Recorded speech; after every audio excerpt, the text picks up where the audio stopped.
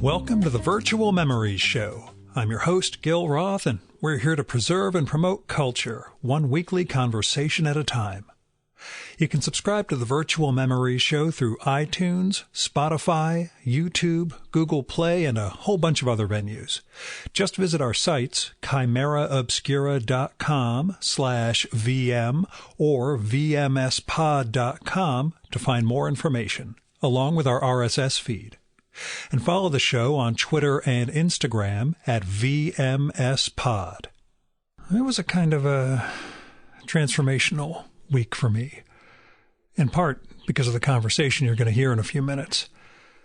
Since last week, I got my second booster of messenger RNA vaccine, which is transformational in its own way. Was wiped out for a day because of that. Did a book cull for the first time in a long time. I learned almost simultaneously of the deaths of Gilbert Gottfried and the husband of a longtime coworker from my previous role. And I attended the wake of the husband. And I went to my first Seder in more than a dozen years, and a longtime friend's marriage is ending. And each of those things kind of chipped away at the old carapace. Or they put me in different frames of mind than I was accustomed to, leaving me on the cusp of something weird. And then I sat down on Sunday for a conversation with the great writer John Crowley, our third time on mic together, and the bottom fell out. I'll get to that in a minute, but first I want to talk about John's work. See, John and I were connecting this time to talk about his wonderful new novel, Flint and Mirror, which comes out this week from Tor Books. Flint and Mirror is the story of Hugh O'Neill, an Irish lord and Earl of Tyrone, who conspired and fought against England in the 16th and 17th centuries. And John delivers this intricate and compelling tale of war and royal intrigue, religious schism, love, and old magic.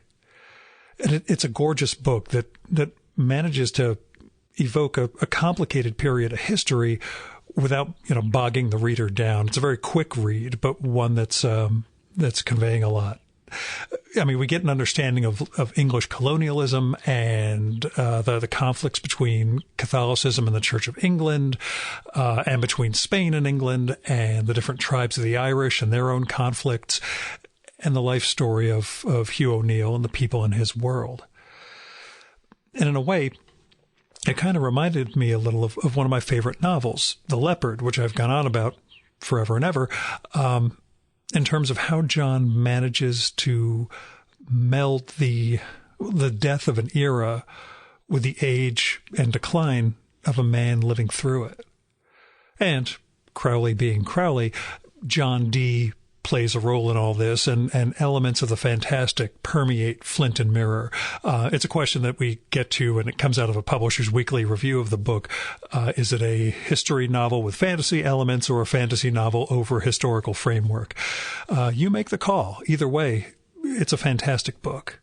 Now, the other thing is that in addition to Flint and Mirror, John put out a pair of books right before the pandemic hit, and we never got to talk about those. So I want to mention them here, and they came up in the conversation too.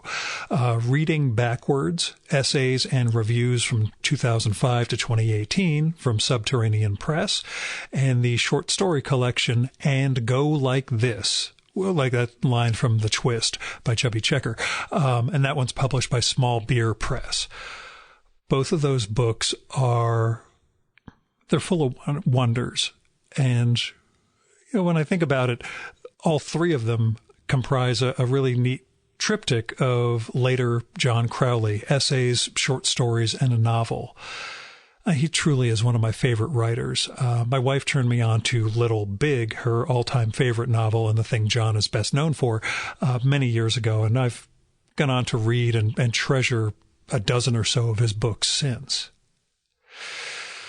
But to get back to this whole thing, what seems to have triggered a change in me, or a climacteric, to keep with Crowley's Egypt novels, is John's brain.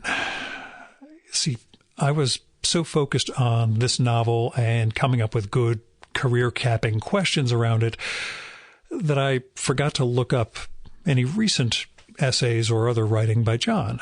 And as it turned out, Crowley published something in January in Harper's about his diagnosis of mild cognitive impairment, or MCI, in 2016. And I'll put a link to that piece in the show notes because I think it's a must-read, both from the standpoints of content and tone. It's a really beautiful piece of work, informative, and well, it's just important, okay?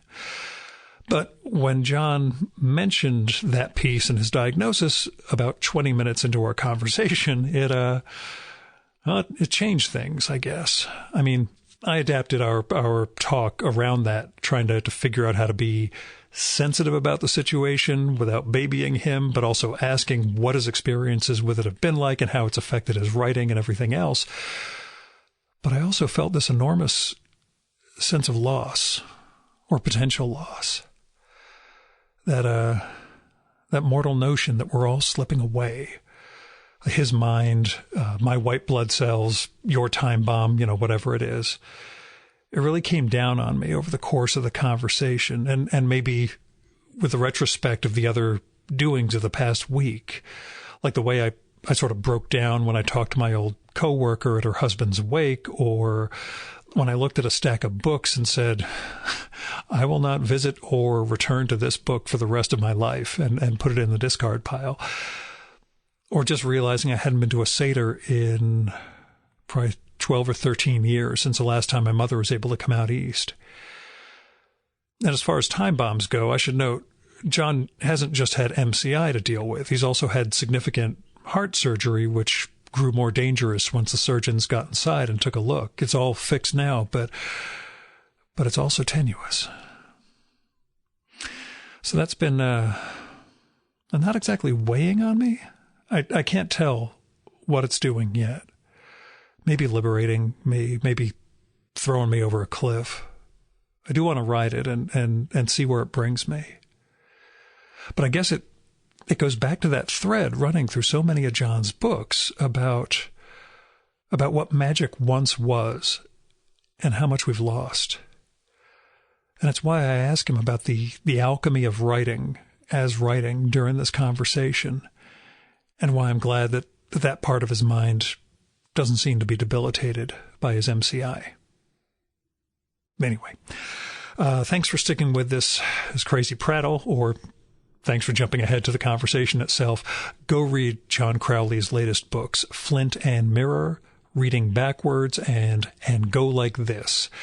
And if you haven't read his earlier books, you are doing yourself a disservice.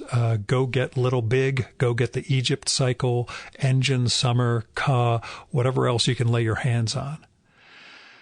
And keep changing, I guess. Now here's John's bio. John Crowley published his first novel, The Deep, in 1975, and his 13th novel, Flint and Mirror, in 2022. In 1992, he received the Award in Literature from the American Academy and Institute of Arts and Letters. In 2006, he was awarded the World Fantasy Award for Lifetime Achievement and the Mythopoeic Fantasy Award. He has been nominated for the American Book Award and is recipient of an Ingram Merrill Foundation grant. He taught creative writing at Yale University from 1993 until his retirement in 2018. And now, the Virtual Memories conversation with John Crowley.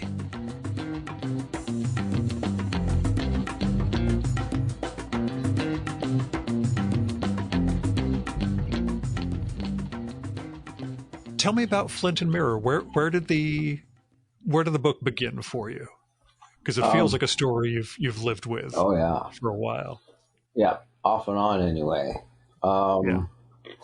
It began in New York City when I was trying to become a writer and trying to look for various kinds of subjects. And one of them was Engine Summer, which still is out. And then there was a book called Beasts, which was about, which featured a DNA workup done by scientists that created a being who was both man and lion. Mm-hmm. That was fun to write. And then of the three of them, the first one was the one published. It was The Deep, which was a science fiction novel actually set on another planet. And in the course of those, I thought, I gotta have more subjects here. What am I gonna do? I said, I think of new stuff. And one of the things I hit on was the idea of writing a novel about Ireland in the 16th century, late 16th century, and the wars with the English establishment in Ireland and in England. I started reading about that, and let me see here. Wondering if I still have my ancient copy. I'm sure I do, but I'm not able to put my fingers on it immediately. But there was a book that was very effective in creating that scene of the Irish wars in the late 16th century. I wrote probably, 30 or 40 pages of a sort of outline or, beginning of a story, and then put it aside. I didn't go any further with it. It was all written on in handwriting. Yeah. And that pile of paper has gone to my book guy who sells my manuscripts and letters and all that kind of stuff. So you can't find it. You can't see it. But it does exist. And then I did no more on it. I didn't think of it again until some years later I moved to the Berkshires. And I still, every once in a while, I would consider this old idea, which would be a sort of a merging of fantasy and science fiction, and history, of course, real history. And I wrote a little piece that came out in the end called "An Earthly Maiden Sits and Sings," which is actually the first line of a song that Gene Redpath used to sing about the existence of what they called silkies. Yeah. I am a man upon the land. I am a silky on the sea. And that was fun. I wrote that up. And then once again, nothing happened. I went on to other things. I wrote Little Big, which was a huge project, and other things. And come to now my late age, and with not much else to do, I could open up that story. Have you read or seen the copies of the Flint and Mirror story?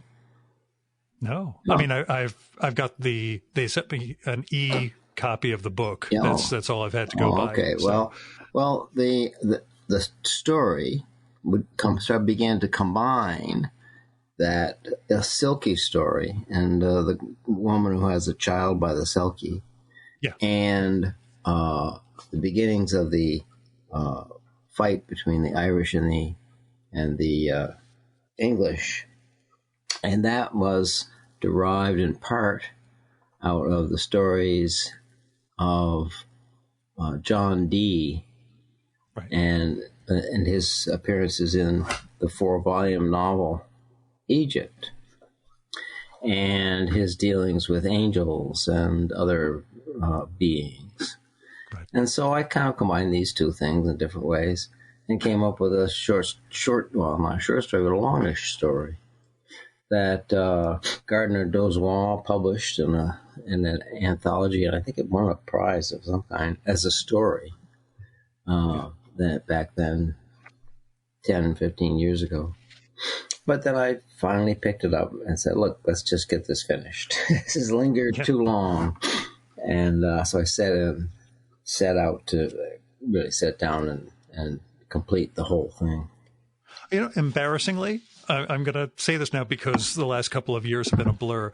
I have read it because it's in And Go Like This, your collection, which came out in 2019, which you and I were going to record a conversation about sometime in spring 2020, because there's always lots of time ahead of us. And we never, that and reading backwards, we never got together to talk about. But I just opened the And Go Like This and realized Flint and Mirror is the penultimate story in that book. That's right. Which means I must have read it, which, again, in all likelihood, I read it at the very beginning of 2020, and we can give a mulligan to things that got a little blurry around that. Blurry is my life these days, Gil, so don't worry about it. Yeah, I'm certainly in that boat. There was I was preparing for this. It was only yesterday that I sat down and thought, wait a second, John and I were going to record about 2 other books, and it was only 2 years ago. I've got to go find my notes for that too, and make sure, I don't ask stuff that, we either talked about before, or there were things that I wanted to get to at that point. But yeah, I loved this novel, and I have to go back and now read the short story. But are you still content to be never exactly categorizable as far as as writing goes? Is it a fantasy novel, with historical framework, or a historical novel with fantasy? Well, it's hard for me to describe it too. In fact, I don't really ponder it in that kind of a way. It's just a book. I don't really know how I would characterize it firmly. I think there's more history and more of the actualities of the time and the period and the people than there are of actual miraculous or fantastical or wonders of that kind than in the book as a whole. So I don't know quite how to describe it in 2 words, but that's the best I can do. Most of it is a history, but it's always it's infused with these qualities of magic and wonder and all that, which of course it belongs to those times, especially in Ireland. So it's not like ding dong going back and forth. It's all there and always has been there. So and permeates the world. Right. Yeah. Exactly. I mean, to me, it's an ongoing theme, I guess, for you, that use of history and we'll say the loss of magic, or the once presence of it. So this one felt so historically grounded, and yet, again, was so infused with those elements that it was really, it was an interesting change from some of the previous ones, previous books of yours I've read. But I did want to say the last time we talked, or at least for the mic, it was when Caw came out in 2017, which you said was your final dress novel. Yes. So do we consider this not, that scale? I suppose I consider this still a significant addition to your body of work, but I think it came out to be a little longer than I expected it to be. I expected it to be, not much longer than the story, which I can't remember exactly what the word. I think it's like 40 was. or 45 pages or so. Yes, I knew I had to go farther than that, but I really didn't have any big ideas about doing a lot more than that. But I did do a lot more than that. I can't remember. I think the page count on the book is something around 260 pages, and that's a substantial work. It's not novella by any chance. I need to stretch the imagination. But I didn't. I mean, I really did believe that Cara would be my last novel, and I just forgot. I forgot that I had claimed that, and also reminded myself that I still need, income. Yeah, so I retired from Yale in 2017, I think, and that was the end of most generous income, except for income on older books. So I said, "Come on, I gotta do this. Gotta keep food on the table." I'm glad. I was gonna refer to feeding the children, but of course they're out there feeding themselves right now. Thank God. And you're not at a point where they're feeding you, so that's a good true. thing. That's right. Right. Now, I did want to say, because a couple of years later, Martin Amis made the same comment about his last full-size novel, saying that at his age, he just feels that you can't hold the whole novel in your head anymore. And in his case, I'm hoping he doesn't forget that, just because it was a disaster of a book. But I'm very happy that you forgot that you weren't going to do full novels anymore. So yeah, I was very much helped by a lot of research, more research probably than for any book that I've written. I was going to say, it's a question I have, that degree of research that went into this, and then the sense of imagination, I don't want to say flights of fancy, but what it took to make art. Mm-hmm. Knowing the constraints of the research you were doing, how much of a challenge was that, at least in comparison to some of the other books you've written? Well, I know it's hard to say whether it was a challenge. I mean, but the major gift to me was that all the stuff is there. You go to the library, and it's like a dozen books, and overlapping information on all of the things that I needed to talk about and write about in the book. So it was easier in that sense, but also you can't just, chop up your book learning and just stick it in. You can't do that. It has to work in a different way. But it was easier in that sense, but also harder, because some of the historical material is pretty dense. I mean, you probably noticed that there was. I bet you that you noticed that things like, how to manage those oar ships, and how to manage cannons, and how to make gunpowder, and all those things are any attentive reader, I think, would say, oh, well, he was in there in the library flipping pages for a long time. And it put me in mind only because I read Blood Meridian just a few months earlier, where there's a gunpowder making scene that I had I actually know what goes into this, at least on a small scale, but you go into the industrial size version too. Yeah, right. Yes, and all that was really kind of fun to do, and fun to, in each instance when you're actually trying to introduce historical material into the story, you also, at the same time, we're trying to make it more marvelous and less just a history book. So I don't know how that's going to go over.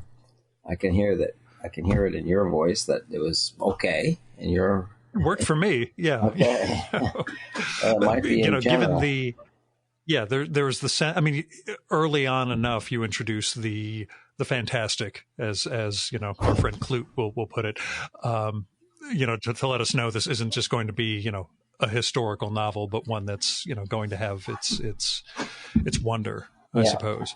But that degree of, knowing that you had a constrained story, but also one filled with such complexities and intrigues. And again, knowing when not to, you have a jump of a couple of years in Hugh's life where I'm pretty sure you could have ended up spinning 200 more pages of all the machinations and everything he did in the ascent of his career. But it's one of those. And then he was in his 30s, and it just sort of, you managed to move forward. Right, that's true.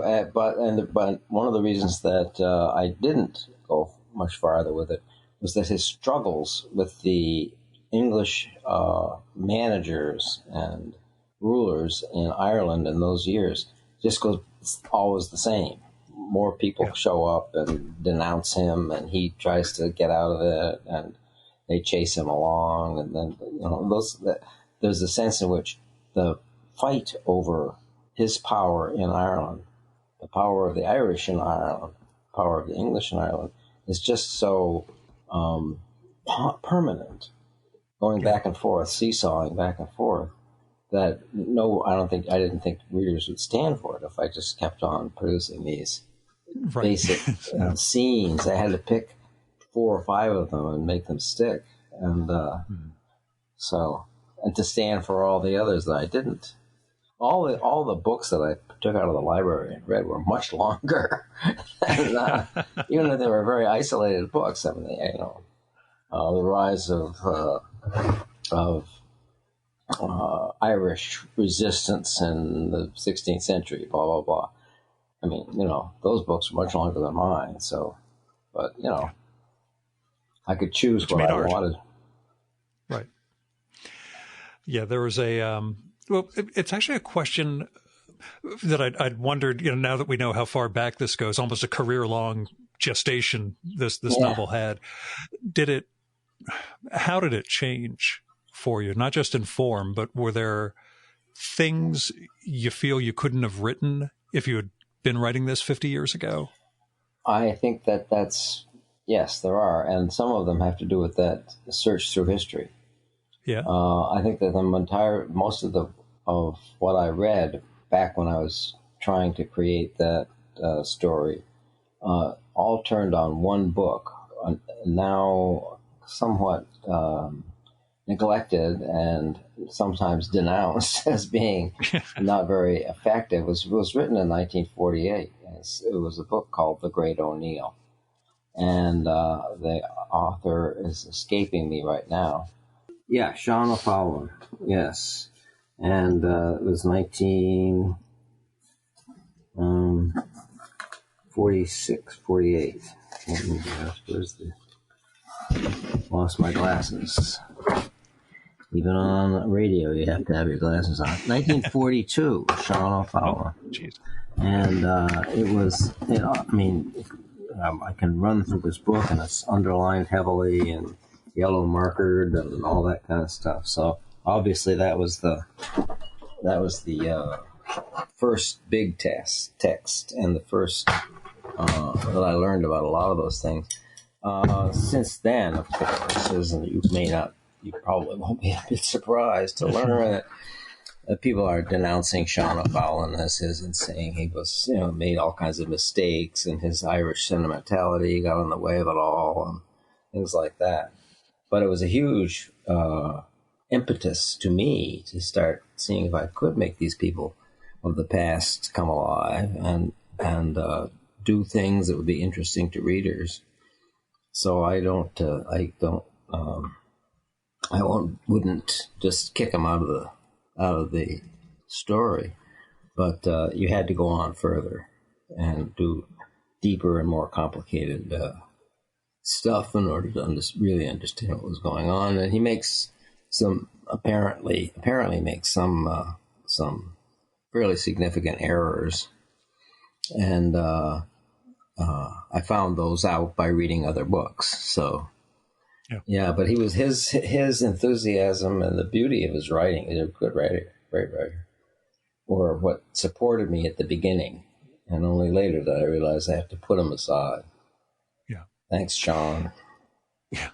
Were there things you, as a writer, do you feel this is something not beyond the research side of it, but as a writer, you in your 70s can do versus you in the 70s back then? I think there's an accumulation of ability to create minds at work is maybe one way of doing it. It's the hardest thing to do, I think, in writing, especially if you're doing a third-person narration, which this is basically, even though it goes from mind to mind. It's almost all entirely controlled by a third-person omniscient narrator. And I learned more and more about how to do that, how to make the thoughts of characters, which go unsaid, but you have to describe their interior feelings and things like that. And I didn't know as much as I know now about how to do that kind of thing. I could fake it in a certain sense, and I think over time I got pretty good at it. But it remains something that is always difficult to do, especially when you're writing about a person's speaking in a language that you don't know, and creating for him a sort of shadow English that goes along with the original Irish and English that the characters spoke. There was a sense of that in terms of, how the characters are interacting, the English and the Irish particularly, Yes. getting to know each other, and then the interactions with the Spanish when they come to the country. Yes, right. Yeah, that's the crux of the thing is the English, the Spanish, and the Irish. So it's a triple kind of going back and forth, right? And giving yourself challenges like that at this point in your career, I'm really impressed, I got to say.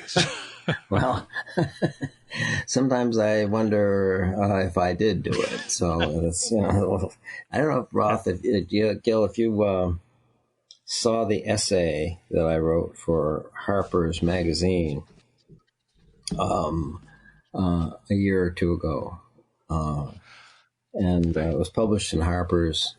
And it's called The Old Imperium. If you read that, you'll understand that a kind of quandary began in the last couple of years that in the end is going to be probably, will continue to worsen. And I really do have a kind of debility. Yeah. I don't notice it most of the time, most of the day. And I did the one thing that it doesn't so far hinder me is from writing. Yeah. I mean, it's harder for me to read because I have to keep going back into paragraphs saying, what the hell was I talking? What was that again? I have to go back and read it twice, 3 times. And occasionally things even in things that I write, unless I'm careful, I'll write the same sentence twice, basically, 2 pages apart, and but not so much of that. I think that if anything it remains whole now and in future, it's going to be my ability to write pages of prose. So yeah. To that end, do you see yourself continuing larger scale stuff like this? Or are the books, are stories going to dictate what the length becomes? There may not be anything more from here out. I really don't feel like I have the energy, the tenacity, the wit, I don't know, to do anything really further about it. I might not write anything more in the sense that writing a novel, I could write other pieces. Yeah, that's what I wonder, whether you're looking at short, either essays or fiction. Those short essays, short fiction, yes, those still can be a possibility. Yeah. I think, again, this MCI thing might lead to you forgetting you're not supposed to write a novel, and you'll end up with another one. Right. So you can work to your advantage. This is what I'm saying, John. I guess that's possible. That's possible. Whether the resulting novel is anything. Well, that's what we need editors for. Yeah, I guess so. Yeah. I mean, I think that if you look back in history, you'll find lots of people with more than mild cognitive impairment who still went on writing novels, and they're awful. And because of the writer's fame or whatever, they published the books anyway, knowing that they were either unreadable or unbearable. So, yeah, we're just seeing in Hollywood now, there's been this thing around Bruce Willis having aphasia, and apparently his people were just cramming him into. There was a studio that just cranks out like a dozen Bruce Willis movies a year, with him appearing for 10 minutes at most. But it's unclear as to whether it was his idea initially to just try and get as much money in the bank as possible, or if they were just pushing him out there to just keep the gravy train rolling as long as it would. I don't know. It's a hard thing to figure. But I know that the one thing that he fears, I bet, and that I do too, and that is that I will embark on a big project and not be able to finish it. Yeah. And that would be... it wouldn't be the end of the world, but it would be the end of what I can do, and would be a bad end to have it sort of end midway, so to speak. Right. I shudder to ask, but was there a major project you'd wanted to take on? No, not really. There isn't really. I mean, I can. I thought we talked about this before, that you'd sort of accomplished the major books you want to do, right? Especially finishing Egypt as you did. Yeah, exactly. Yes, that was tough, and in some senses, I think that it was not the ending that it might have been. But I'm satisfied with it. I'm happy with it. The entirety holds together and has a beautiful ending, which I've always been very proud of. And this book, too, has a wonderful ending. Just a beautiful ending. And I like to be able to do that. Do you feel it? Yeah, do you feel it when you hit that?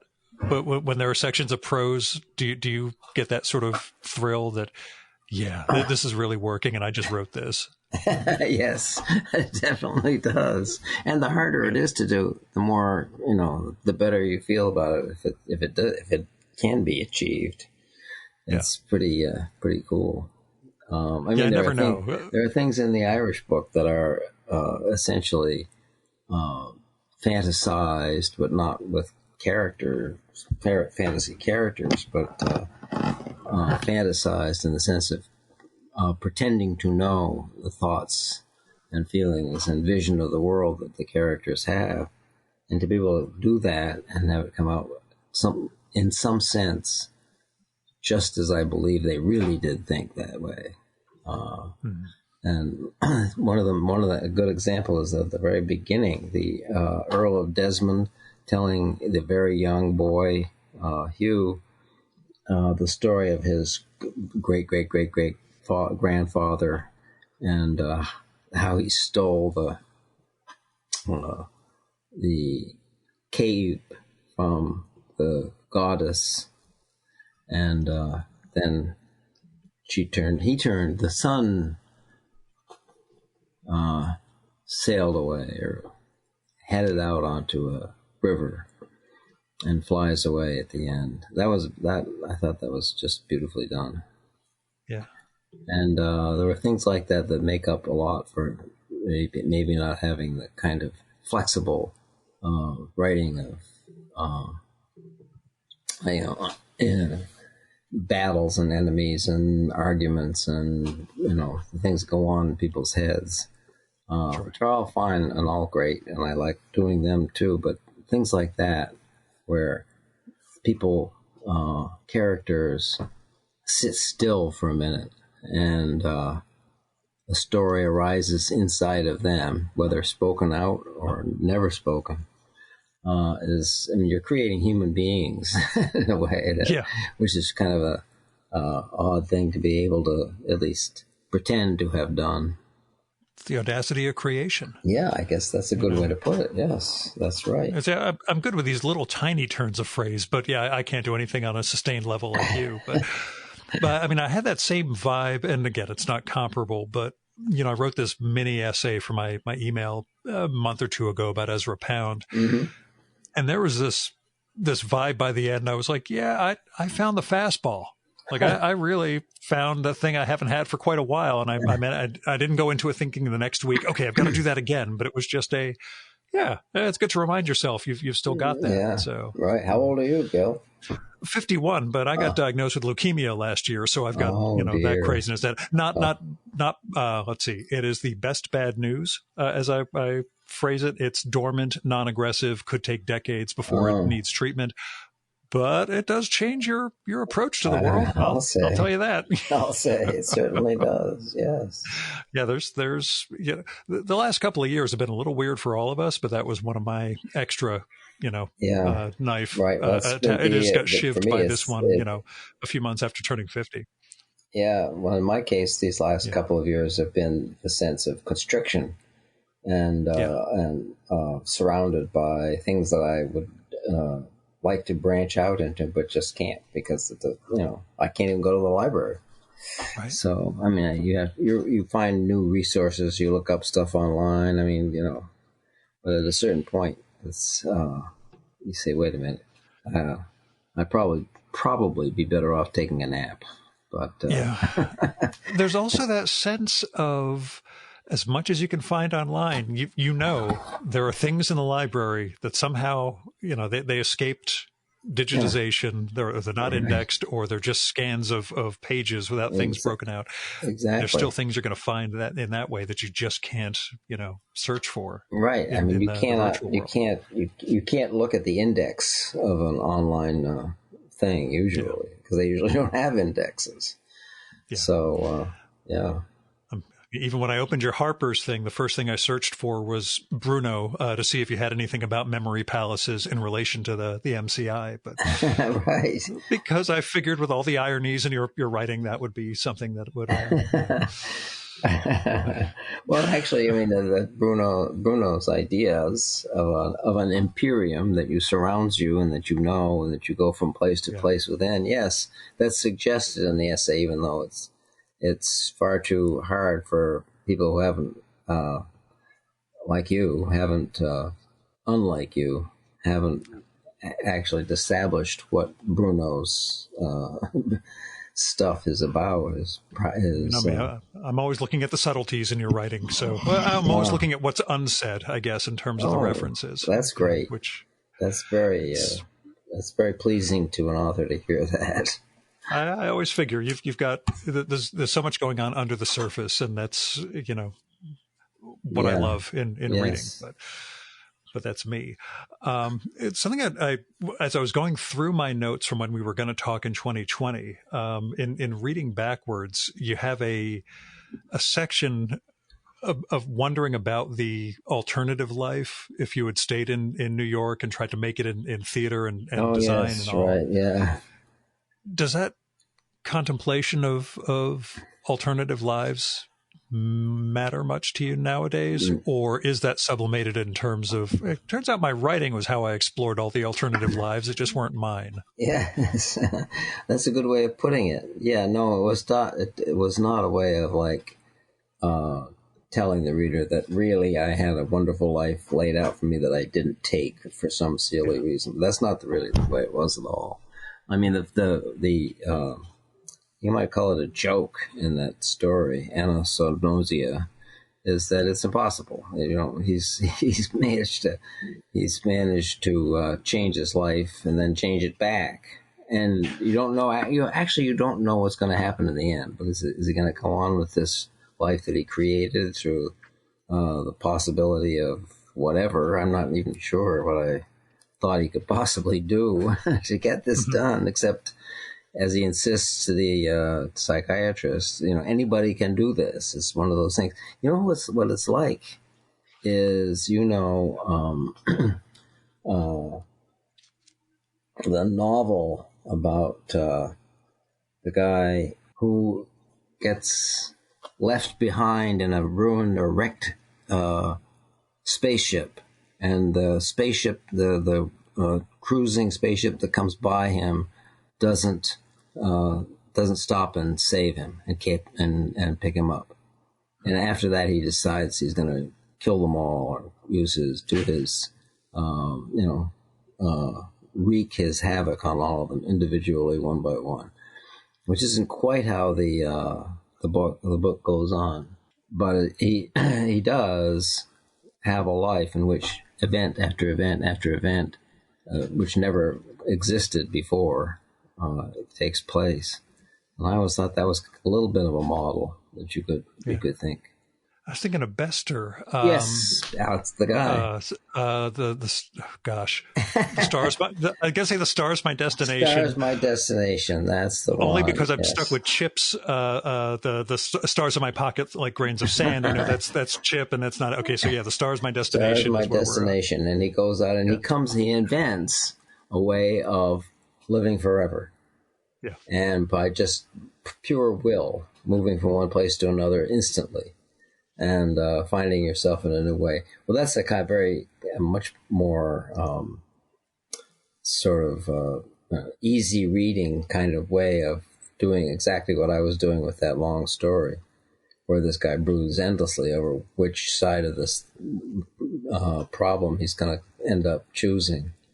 And he doesn't, in the end, choose either one. Though it's pretty clear to me that he will, choose to go back to what his psychiatrist insists is the real world and not an imagined world that he is lost in. So, but it was a little bit Bester-ish in that sense, yeah.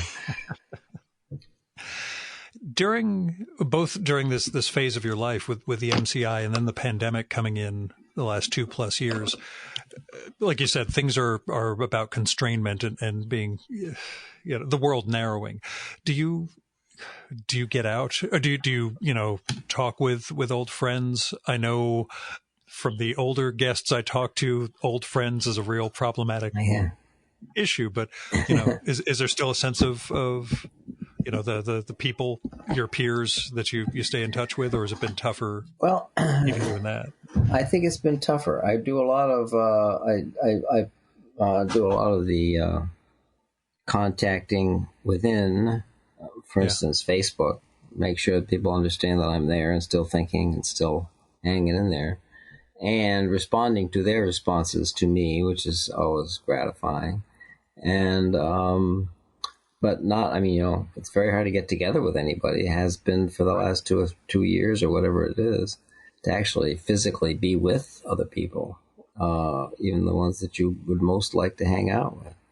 Paul Park and I, back 3 or 4 years, were having lunch together every, month or so, because he lives only, 45 minutes or so, an hour from me, so we could get together and meet and hang out.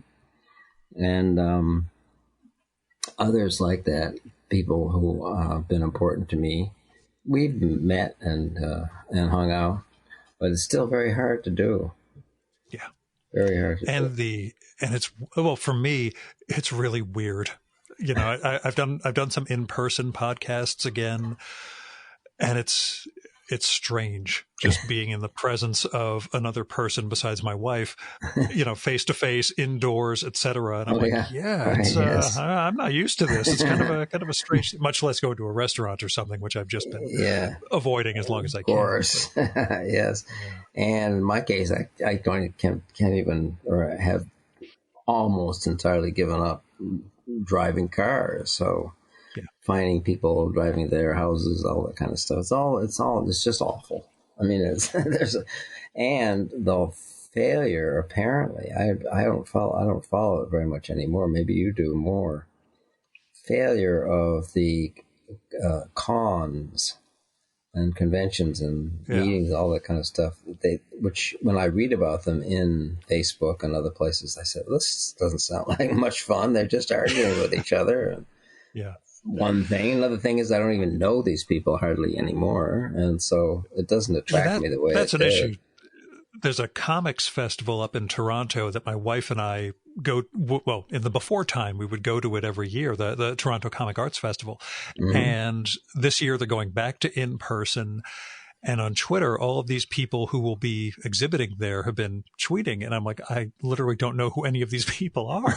It's just like 30 or 40 of them. They'll retweet all of the people. Yeah, I'm going to be exhibiting, I'm going to be tabling, blah, blah, blah. I'm like, I just don't, I'll go up anyway because we love the restaurants in Toronto and I have friends up there and it'll be great to finally go back to it. Yeah. But there's also that generational thing. Right. So, yeah. It's true. It's that there's that. And then the also kind of unfortunate thing that happens if you do go to one of these conventions and all the old grandees are all there. And that's also can be a little bit of bashing because you say, oh my God, that guy can't even think straight. And you say, wait a minute. That kind of thing. Yeah. So that's difficult and painful too. Right. Yeah. It's said that Buster Keaton at one time was, I don't know how it was that he came to be there, but he's a very old man and visiting somebody in the big house, with, entertaining him. And they set him in front of a TV set because, they couldn't be around him all the time. And they came back in to the TV room hours later and he's he's still staring at the TV, saying, "Who are these people? Where did they come from? Who is this person? Why is he behaving in that ridiculous fashion?" Man. But when you talk about the struggle with reading as opposed to writing, are there books you find yourself returning to? Are you able to enjoy books that you're familiar with more than the new ones? None of that has been very much harmed at all. In fact, it's easier in some ways because I have already read it. I'm not going to be puzzled by what's in it, even if I would have not had a clear roadmap through them. But there is. It's in my brain. I read the book. I read probably usually more than once. I mean, I've been reading the big anthology of Borges's essays and thoughts. And it's amazing. The book is amazing. I read the section about his responses to Argentine craziness about Hitler, which had come along, and all the top Argentine politicians were all pro-Hitler, flattering Hitler, and Borges was writing essays, which got him in a lot of trouble, saying, "What is this? Who is this person? He's evil," and writing like that. And I remembered as I read it, because I haven't looked into the book for, I don't know, decades. I said, "Oh yes, I remember how he did this. I remember that he put this thing forward, how brave he was to do that, to stand up to these people." It's just amazing. And the other thing that I read of his in that same book, I'm going to go on and read other things, was his commentaries on the Divine Comedy, which are just wonderful. It's amazing what he thinks about so thoroughly and beautifully. It's really remarkable. It's a way that, I mean, this is something that I kind of think about one way and another, that the divide between what you see and look at with your senses and the things that are just as real and just as complex and full of variations and things like that, and the permanence also of your thoughts, of your opinions, of your knowledge, and all that is just as solid as if they were printed in a book, really, in some way, or a series of books, or a gigantic encyclopedia like the one that I'm looking at right now on my wall. There's all, however, 40 volumes of the old Encyclopedia Britannica. Yeah, which is Rule Britannica essay. Yeah. Yes, right. Yeah, right. Yes. Yeah, I quoted a line from there in my email once from that essay of yours, that books left alone on shelves change in nature even as they stand still, and books of fact change more than most. That's great. That's good. Yeah, that's true. But let me ask, elsewhere in that Reading Backwards collection, you mentioned that your earliest master was Nabokov. Yeah. And maybe it wasn't the best mentor when it came to writing, but at least it provided you with this example of what could be done in prose. Do you wish it was Borges? Do you wish there was someone else you discovered, that sort of formative time? And, who else, really over the years helped impact you and change things? Well, Nabokov, I guess, more than others, because of his unrelenting presentation of a writer doing stuff, and the way he talked about it outside the book with his forwards and his endnotes and all that kind of thing.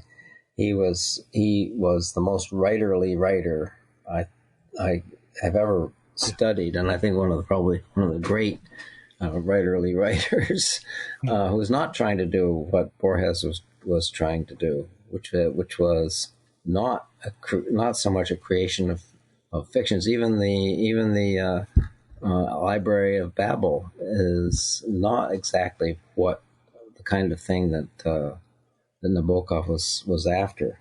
Sure. And I don't think he could have done it, even if he thought it up. I have no idea whether either of them read the other. I don't really know. But they are very different in that respect. I mean, the thing I learned about Nabokov was how to be snarky and snotty, and turn fancy phrases and things like that, and not allowing yourself to censor or at least not censor yourself in the things that you can bring off and will be valuable when done. Yeah. So yeah, but Borges was a huge influence on me, and some of the others go way back, far back. I mean, you probably remember from the essays and writers like Thornton Burgess, who wrote children's stories. Is one of the huge influences on me, and the way that he recreated animals as people, and that was a kind of insight as well. Just like you can create people as saints, and then they really are saints or angels, and you have to respect them in that degree, even if they are imaginary. That's the most. It's a thing that I've been thinking about a lot. There's I have been writing a lot of, in the last year or so, a lot of odd little pieces, small pieces, 5, 10, 15 pages, and in one of them there was the idea that about God. Who on the essay one of the essays, 2 or 3 essays I wrote about God, and the title of one of them is a imaginary entity of enormous power. Yeah. So I mean, so how can it be an entity of enormous power if it doesn't exist? But that's exactly what goes on constantly around the world all day long, every day, especially on Easter Sunday. I was going to say, at my Seder, or the Seder I went to on Friday, one of the guys asked, does anyone wonder why we read this totally made up story about like a real place? I was like, I think you've answered the question but whatever, that's you be the wicked child. That's fine. Yes, that's great. But there's so much now. I mean, that's one of the things that I can't write about probably because I'm not sure I know where to stand in effect, is the pervasiveness of people beholden to either imaginary entities or the works of imaginary entities like QAnon, all these people who believe in these things that are governing the world and governing their ways, and that they're either terrified of or feel bound to in some kind of a way. And, when you read those sorts of beliefs and theories, do they ever make you feel inadequate as a fiction writer? Because seriously, I mean, I look at some of these, I'm like, Chip, guys like that couldn't invent this absolutely batshit, theory and story, but somehow these people are totally hoodwinked. Yes, it's just amazing. They've hoodwinked themselves. I mean, that's the only way they could possibly do it. That they can't just look at the other person and say, "Are you kidding? Go away." It happened to me first when Pizzagate. You remember that thing? Yeah. That guy came in and he was going to free the kids who were downstairs in the cellar who were being abused, and he shot the lock off the closet door and opened it up, and there's nothing in there, and there's no basement. There is no. As it turns out, there's actually nowhere. There's none, and he's being dragged away by the cops, and he says, the info was not fully probable there. The info was not sufficient. Yeah. Poor son of a bitch.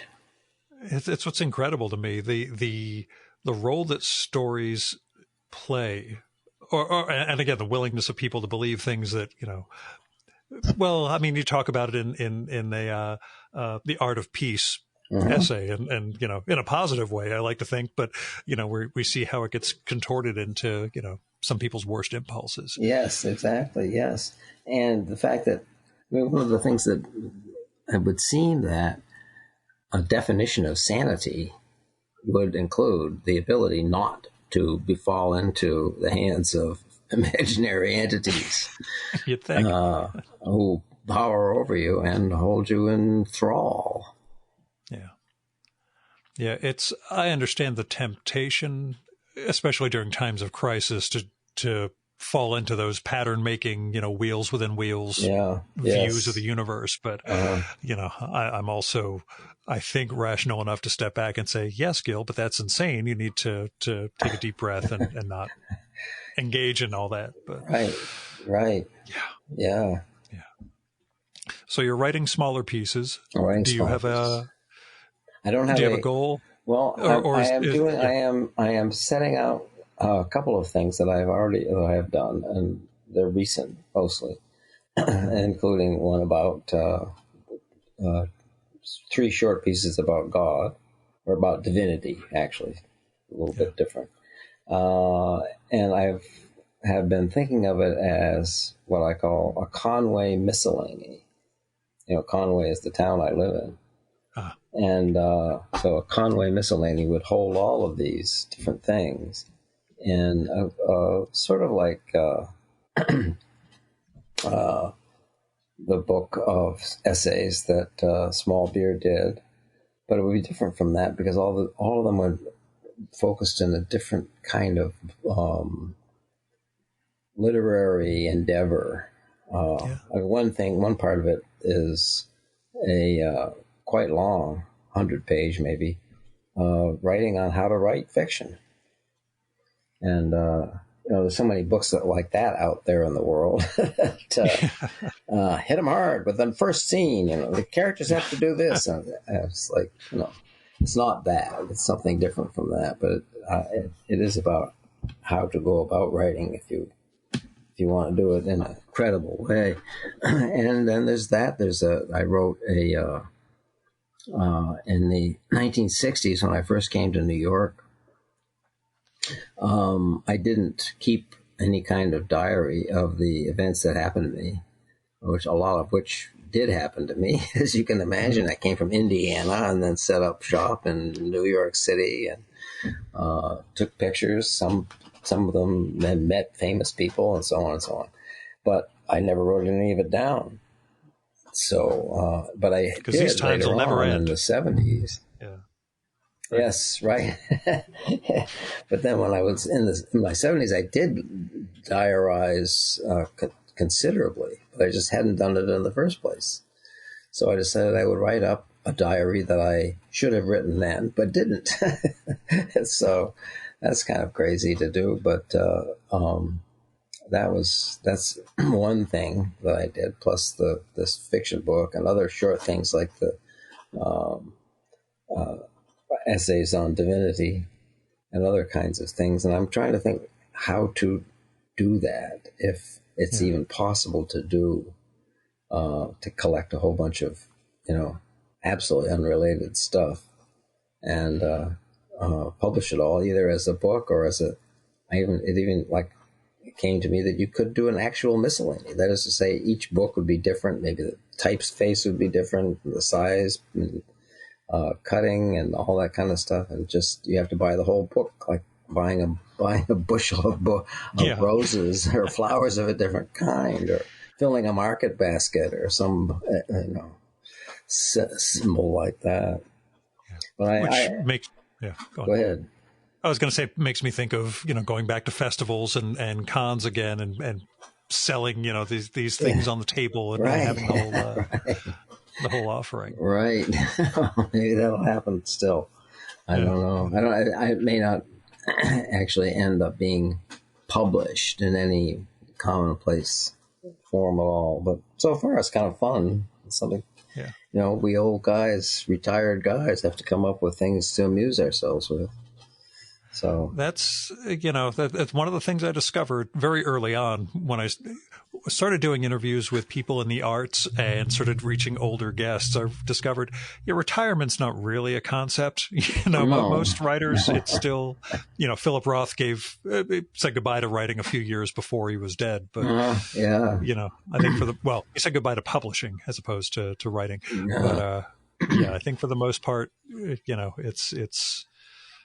it seems to be what drives you, regardless of what the circumstances are on the outside. Mm-hmm.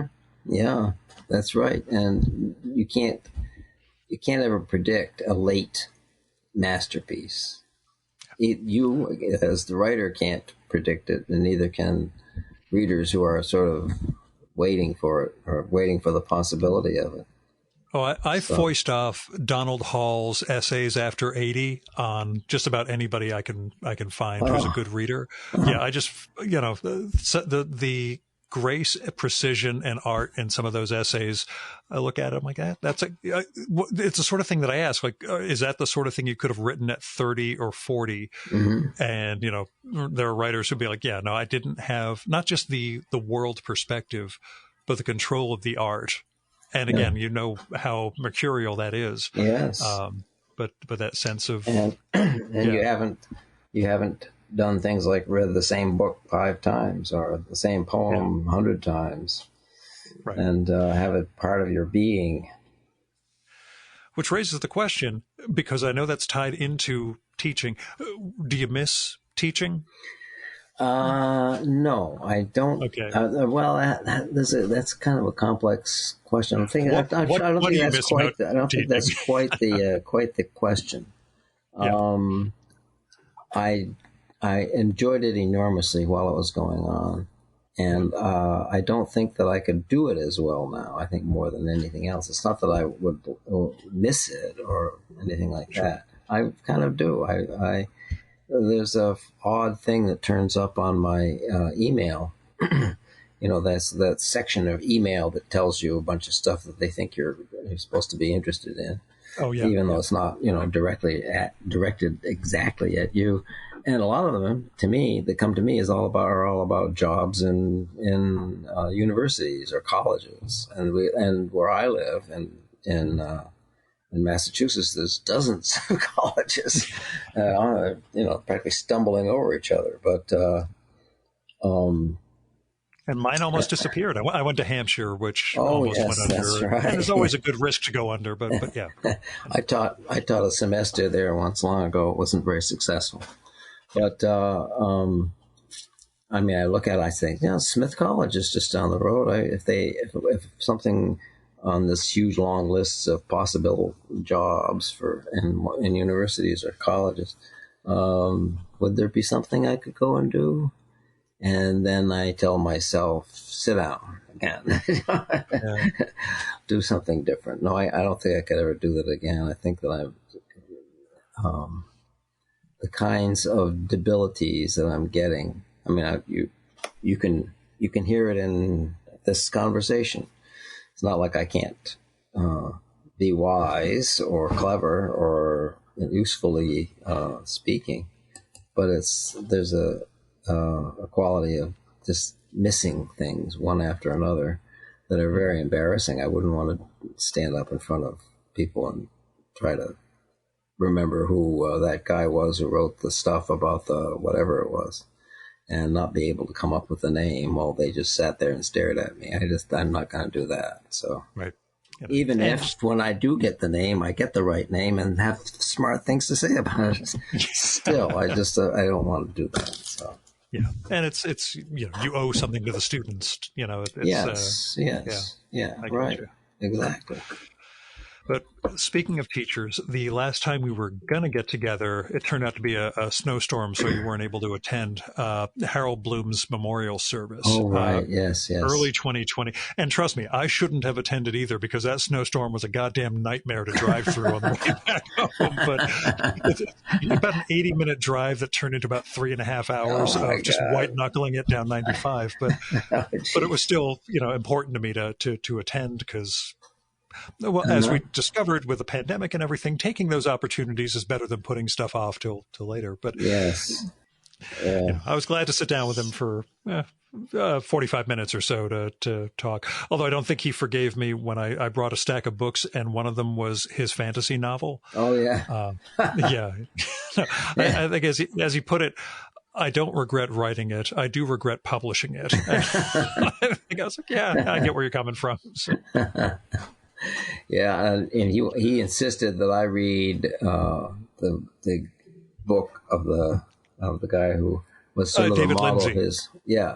David Lindsay's Voyage to Arcturus was the book he was thematically making a sequel to. Right. Yeah. I couldn't read either one. So I have copies of. I tried Bloom's novel, and I had a teacher who gave me the Lindsay book back in high school. Oh.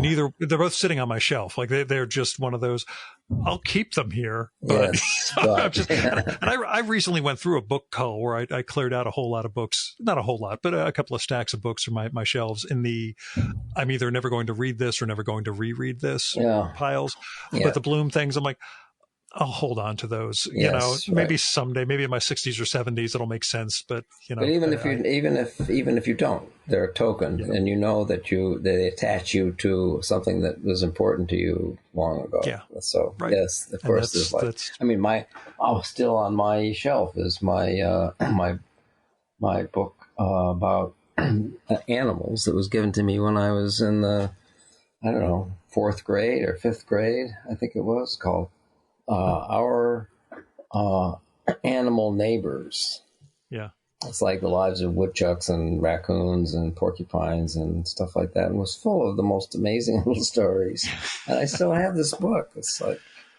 Well, I'm looking over right now at 2 editions of The Black Cauldron and The Book of Three by Lloyd Alexander, which are so taped up. Clearly, I got those at like 8 years old or 9 years old, and they're still sitting on a shelf right next to where I'm sitting. So, it raises the question. It's my last question. Is it okay if I come up sometime so you can sign the last couple of books of yours that I bought? Since we haven't gotten together for a couple of years, so I figure I should bring a... Sure, we can. Yeah, that's definitely doable. Just give us, first of all, we'd like to have some warm weather show up. That's one thing. Definitely. And I think we here in my house, as in yours, I'm fully vaccinated and all that kind of stuff. And so long as we sit out on the porch, we'll be triply safe. I think from one another. So yeah. So we'll make it a date, John. Sure, do that. And, just let me know when it looks like a nice day, and I'd be happy to meet, sign, and have a talk. Good. Thanks so much, man. I really appreciate having you on again. I appreciate your putting up with me in this particular case. In fact, I want you to go through some of this tape now.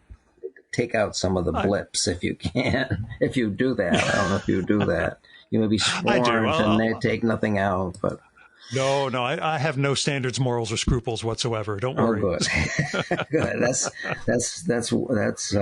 good to know. All right. Thank you, Gil.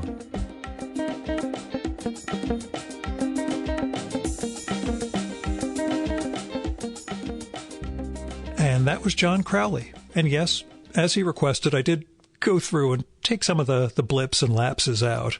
There weren't a ton, but there were little things that it just makes it work more smoothly here. Anyway, John's new book, as mentioned, is Flint and Mirror from Tor Books, out now.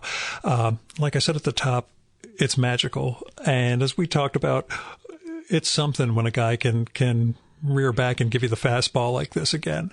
It's really a joy to read, and I will say I learned without, anything being didactic. I learned an awful lot about the English-Irish wars, and Hugh O'Neill and Silkies and Magic and John Dee. But anyway, also Go Get and Go Like This and Reading Backwards, his 2 books that came out just before the pandemic. John does not have a social media presence beyond Facebook, where he is john.crowley.716970.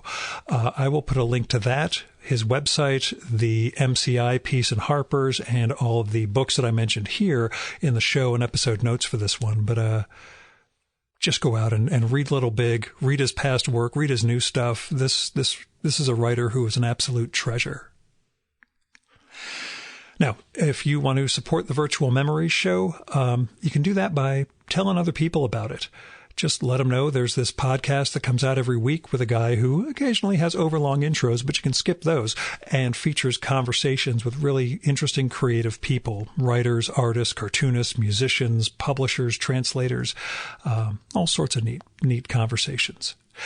You can also help by telling me what you like and don't like about the show, who you'd like to hear me record with, what movie, TV show, book, comic, piece of music, piece of theater, art exhibition, etc. you think I should turn listeners onto. And you can do that by sending me a postcard or a letter or an email, or by leaving a message on my Google Voice number, which is 973-869-9659. That goes directly to voicemail, so you don't have to worry about me picking up and getting stuck in an awkward conversation. Messages can be up to 3 minutes long, so if you're going to go really long, plan for that and call in a second time. And let me know if it's okay to use the audio from the message in an upcoming episode of the show. I would never do that without permission, but I figure maybe you want to put something out there for everybody else to hear. Now, if you have money to spare, don't give it to me. I mean, I do keep the Patreon thing going. It's about $100 a month at this point. But, really, my day job treats me just fine. My expenses are minimal. So I would rather you help support other people and institutions in need. You can find people through GoFundMe, Patreon, Kickstarter, Topato Go, and other crowdfunding platforms. If you're looking for somewhere to start with institutions or foundations, there's your local food bank. I contribute to mine every month. The Poor People's Campaign, Freedom Funds, Election Funds, Refugee Funds. There are a lot of things you can do to help build a better world, so I hope you will. Our music for this episode is Fella by Hal Mayforth, used with permission from the artist. You should visit my archives to check out my episode with Hal from the summer of 2018 and learn more about his art and painting. And you can listen to his music at soundcloud.com/Mayforth. And that's MAY4TH. And that's it for this week's episode of the Virtual Memories Show. Thanks so much for listening. We'll be back next week with another great conversation. You can subscribe to the Virtual Memories Show and download past episodes at the iTunes Store. You can also find all our episodes and get on our email list at either of our websites, vmspod.com or chimeraobscura.com/VM. You can also follow the Virtual Memories Show on Twitter and Instagram at vmspod, at virtualmemoriespodcast.tumblr.com, and on YouTube, Spotify, and TuneIn.com by searching for Virtual Memories Show. And if you like this podcast, please tell your pals, talk it up on social media, and go to iTunes, look up the Virtual Memories Show, and leave a rating and maybe a review for us. It all goes to helping us build a bigger audience. You've been listening to the Virtual Memories Show. I'm your host, Gil Roth. Keep reading, keep making art, and keep the conversation going.